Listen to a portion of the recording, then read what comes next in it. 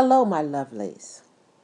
Reverend Muriel here from the Spirituality and Mimosa Meetup. Please join me on Sunday for tea at Teaism in Lafayette Park.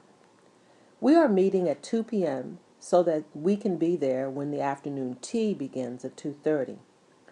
This afternoon tea includes sweets and savories, tea, and a glass of Prosecco. You can also choose to order food from the menu or just join us for a cup of tea. I love tea, so I'm excited to check this place out as I've never been.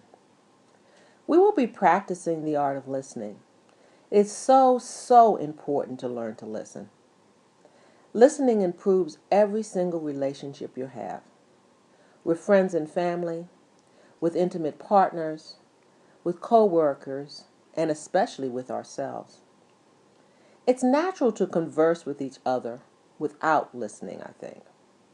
Stephen Covey talks about this listening thing in his book, The 7 Habits of Highly Effective People, when he discusses the habit that says seek to understand, then to be understood. Here's a quote from what he says about this. If you're like most people, you probably seek first to be understood. You want to get your point across. And in doing so, you may ignore the other person completely. Pretend that you're listening, selectively hear only certain parts of the conversation, or attentively focus only on the words being said, but miss the meaning entirely. So why does this happen? Because most people listen with the intent to reply, not to understand. You listen to yourself as you prepare in your mind what you are going to say, the questions you are going to ask, etc. You filter everything you hear through your life experiences and your own frame of reference. You check what you hear against your autobiography and see how it measures up. And consequently, you decide prematurely what the other person means before he or she finishes communicating. So, do any of the following things sound familiar? Do you ever say, "Oh, I know just how you feel. I felt the same way. I had the same thing happen to me. Let me tell you what I did in a similar situation." Because you so often listen autobiographically, you tend to respond in one of 4 ways. Evaluating. There you would say you judge and then either agree or disagree. You respond by probing. You ask questions from your own frame of reference. You respond by advising. You give counsel, advice, and solutions to problems. And you may respond by interpreting. You analyze others' motives and behaviors based on your own experiences. Stephen Covey goes on. You might be saying, "Hey, now wait a minute. I'm just trying to relate to the person by drawing on my own experiences. Is that so bad?" In some situations, he says, autobiographical responses may be appropriate, such as when another person specifically asks for your help from your point of view. There's already a very high level of trust in that relationship. Well, I agree with Stephen Covey that autobiographical listening may be okay in certain circumstances. In others, it just might mean that you're not really listening. I think that we've done some of this in our meetups, and that's okay.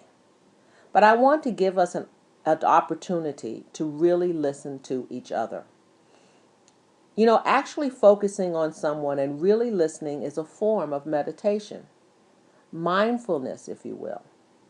So it's very calming to the one listening, and it's actually nurturing to the one talking.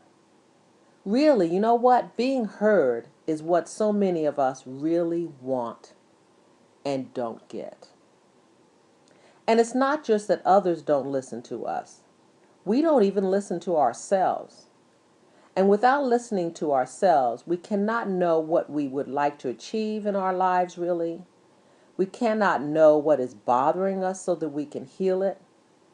We really can't even truly know ourselves. So at our meetup, there will be an opportunity to listen to yourself too while you are talking. There might be things that you say that you didn't even know were going on with you. So the opportunity will be to talk without knowing what you will be asked ahead of time, so you can't prep for it. I know that at least some of us will be surprised by what we say. And in this atmosphere, we will be listening to ourselves. This practice of listening is very timely, I think. I'm convinced that the various factions in our country never listen to each other. Everyone is either watching and listening to conservative or liberal talking heads that are saying the same things that the listener already believes. We have divided into opposing camps who never listen to each other. So much, I'm convinced, can be solved if we really truly ever listen to each other. So this listening is timely in view of our recent election. Plus, it's holiday season, and the art of listening can be very useful as we gather with our families. We can just listen to what others are saying without challenging or questioning or trying to help or advise. We can just listen. I know that if we just listen, our families will be revealed in new and wondrous ways. So, we are practicing listening at this next meetup and drinking tea. And I don't know what could be better than that. I look forward to seeing you on Sunday. Bye for now.